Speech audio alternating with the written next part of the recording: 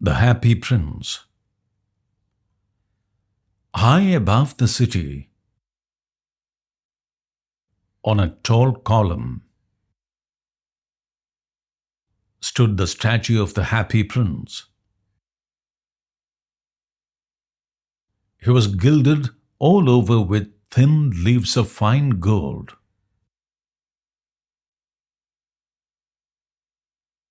For eyes he had two bright sapphires, and a large red ruby glowed on his sword hilt. He was very much admired indeed. Be like the Happy Prince. He never cries for anything, said a mother to her little boy who was crying for the moon.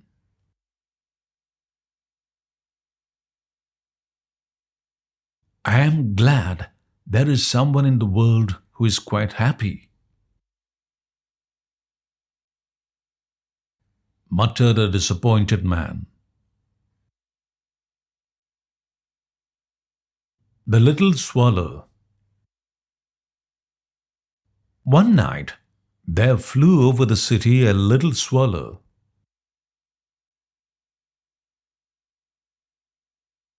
His friends had gone away to Egypt to save themselves from the approaching winter.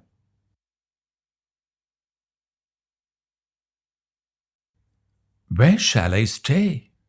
He asked himself. Then he saw the statue on the tall column. I will stay there, he cried. He alighted just between the feet of the Happy Prince.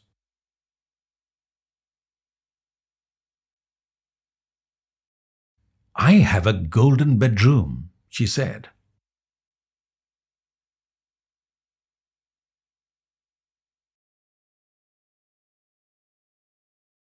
Where shall I stay? He asked himself.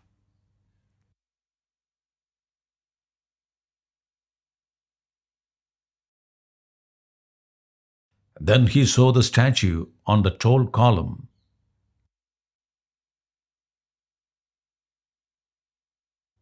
I'll stay there, he cried. He alighted just between the feet of the Happy Prince.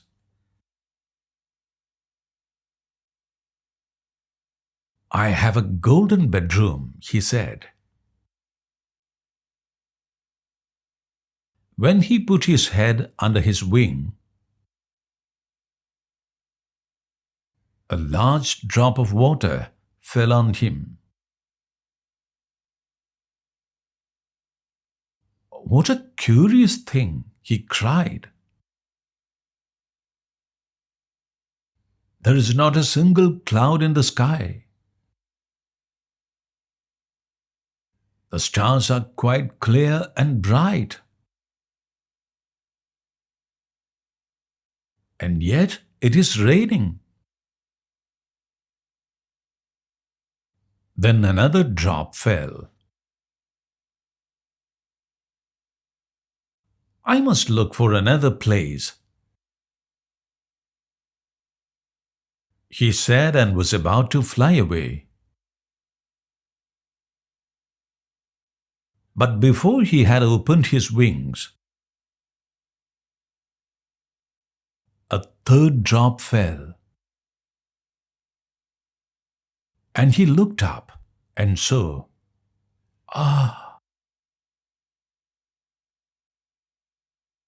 the tears.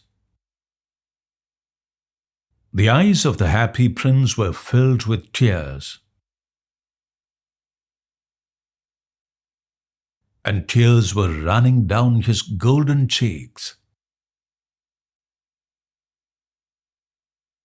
His face was so beautiful in the moonlight.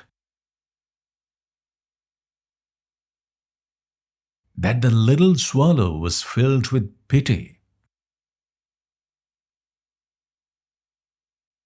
"Who are you?" he asked. "I'm the happy prince."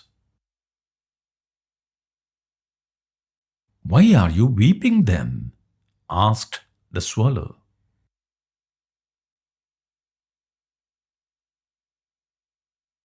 "When I was alive, I did not know what tears were.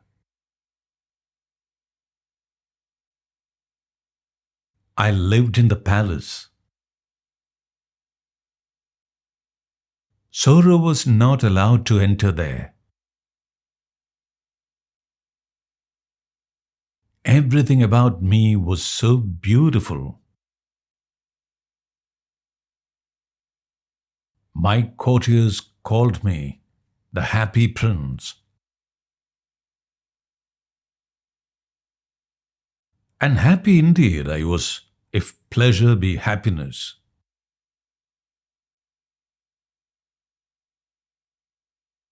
So I lived, and so I died. And now that I am dead, they have set me up here high. I can see all the ugliness and the misery of my city. And though my heart is made of lead, I cannot but weep. The request. Far away, continued the statue, in a low musical voice. Far away in a little street, there is a poor house.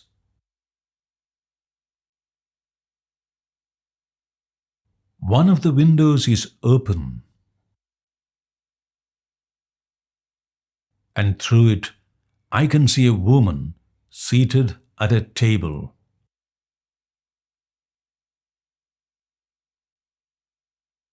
She is so tired. In a bed in the corner of the room, her little boy is lying ill. He has a fever and is asking for oranges. His mother has nothing to give him but river water. So he is crying. Swallow, swallow, little swallow, will you not bring her the ruby out of my sword hilt?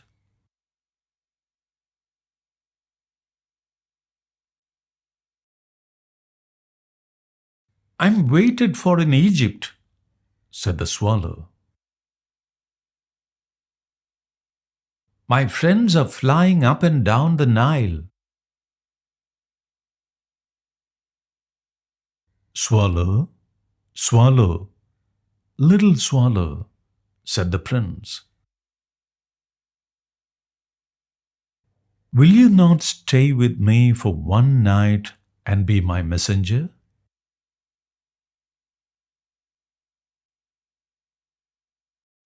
The boy is so thirsty and the mother so sad.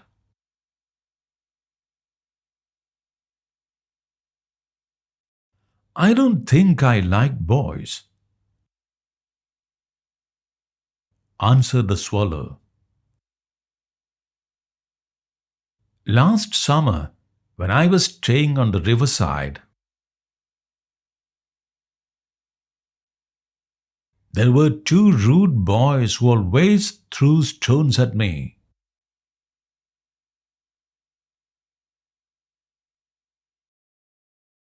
They never hit me, of course.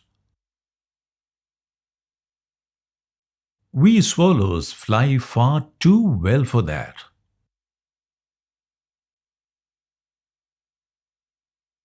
The messenger. The happy prince looked so sad that the swallow was sorry.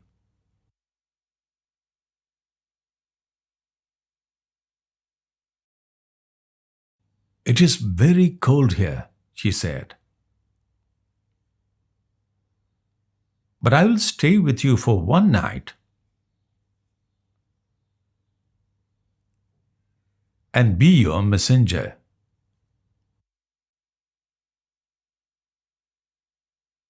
Thank you, little swallow, said the prince.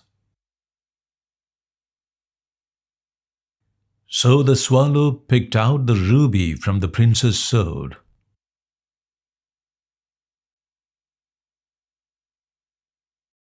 And flew away with it in his beak over the roofs of the town. At last he came to the poor house and looked in. The boy was tossing feverishly on his bed.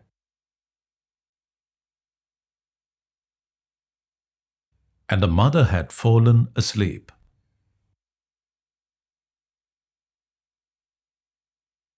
He laid the ruby on the table. Then he flew gently round the bed.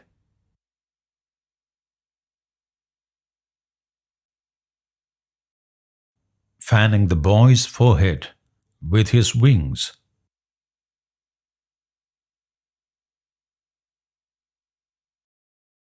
Then the swallow flew back to the happy prince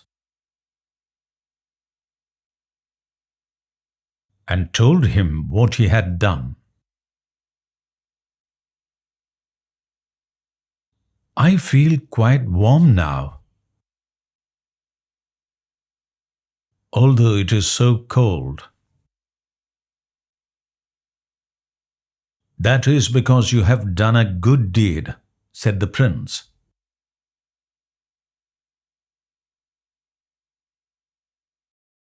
The swallow fell asleep. The writer. The next morning, the prince said, Swallow, swallow, little swallow. Far away across the city, I see a young man. He is leaning over a desk covered with papers.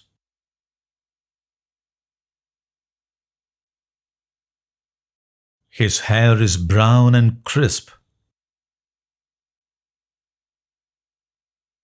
and his lips are red as a pomegranate.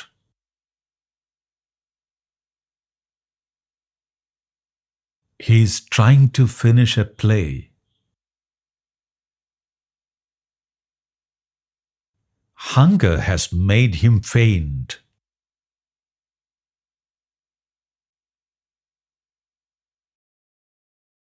I will wait with you here one night longer.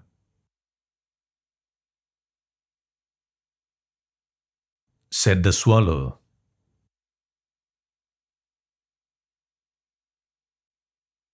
Shall I take him another ruby?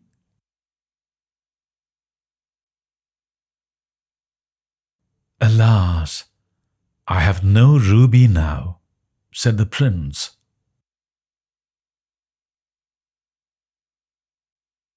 My eyes are all that I have left. They are made of rare sapphires, brought out of India 1,000 years ago. Pluck out one of them and take it to him.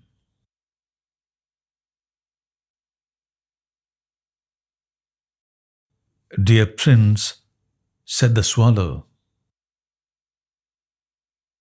"I cannot do that." And he began to weep. "Swallow, swallow, little swallow," said the prince, "do as I command you."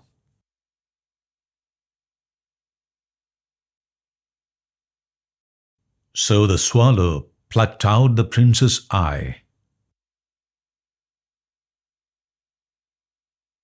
and flew away to the young man.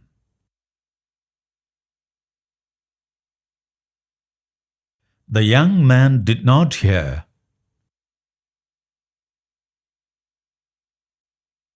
The flutter of the bird's wings.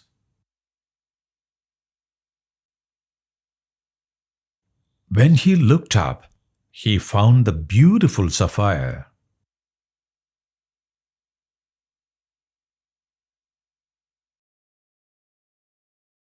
"I'm beginning to be appreciated," he cried.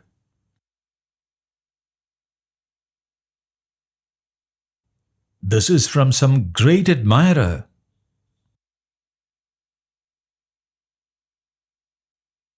Now I can finish my play." And he looked quite happy.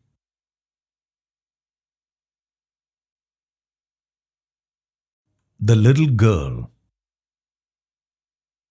The next day, the swallow flew back to the happy prince. "I have come to bid you goodbye," he cried. "Swallow, swallow, little swallow," said the prince, "will you not stay with me one night longer?"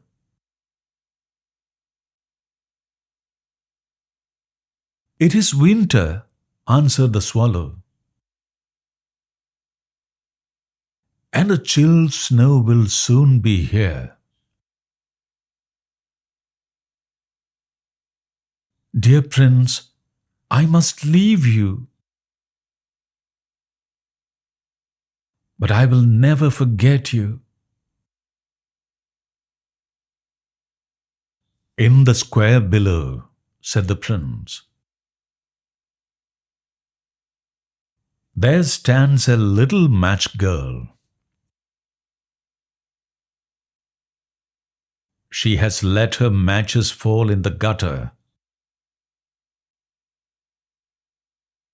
and they are all spoiled. Her father will beat her if she does not bring home some money.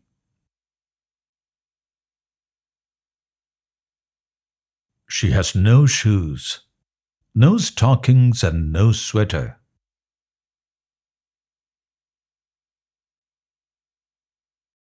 Pluck out my eye." "I cannot pluck out your eye. You would be quite blind then," said the swallow.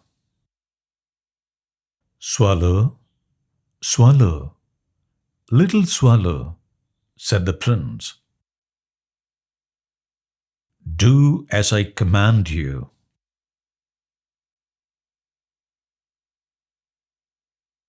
So he plucked out the prince's other eye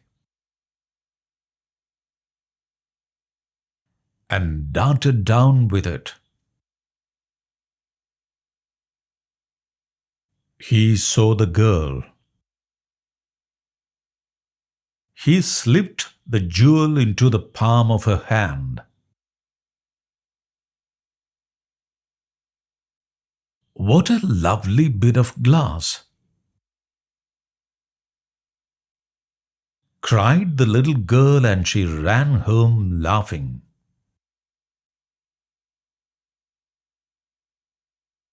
Then the swallow came back to the prince. "You are blind now," he said. "So I will stay with you always." "No, little swallow," said the poor prince. "You must go away to Egypt." "I'll stay with you always,"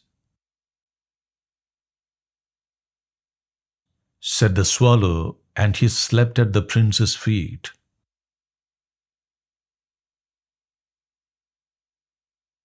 The city sights. "Dear little swallow," said the prince, "fly over my city and tell me what you see there." The swallow flew over the great city and saw the rich making merry, while the beggars were sitting at the gates. He flew into dark lanes and saw the white faces of starving children.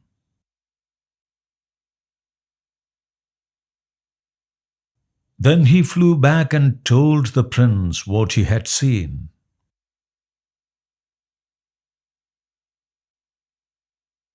"I'm covered with fine gold," said the prince. "You must take it off, leaf by leaf, and give it to my poor people. They always think that gold can make them happy."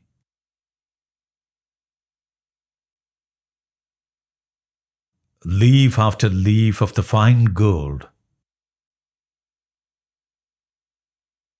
the swallow picked off, till the happy prince looked quite dull and grey. He took it to the poor, and the children's faces grew rosier,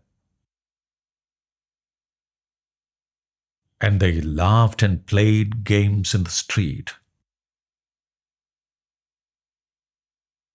"We have bread now," they cried.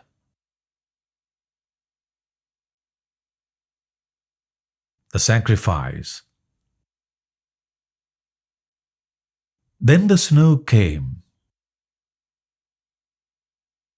The poor little swallow grew colder and colder. But he would not leave the prince. He loved him too well. He tried to keep himself warm by flapping his wings.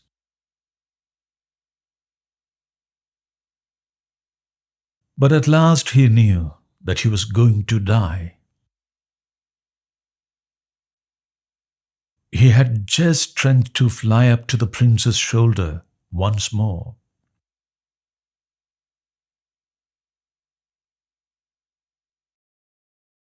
"Goodbye, dear prince," he murmured.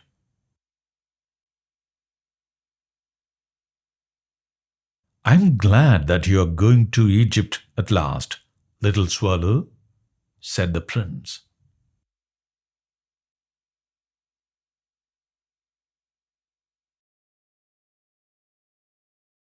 "It is not to Egypt that I am going," said the swallow.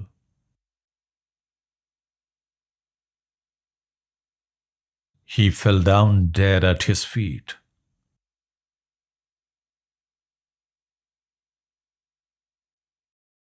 At that moment, a curious crack sounded inside the statue.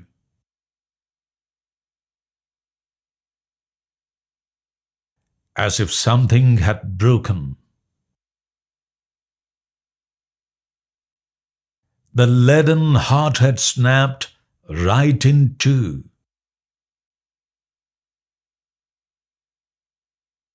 The tragic end. Early the next morning, the mayor was working in the square below, in company with the town councillors. As they passed the column, he looked up at the statue. "Dear me, how shabby the happy prince looks," he said. "And here is actually a dead bird at his feet," continued the mayor. "As he is no longer beautiful, he is no longer useful. It's time we pull down the statue." So they pulled down the statue of the happy prince.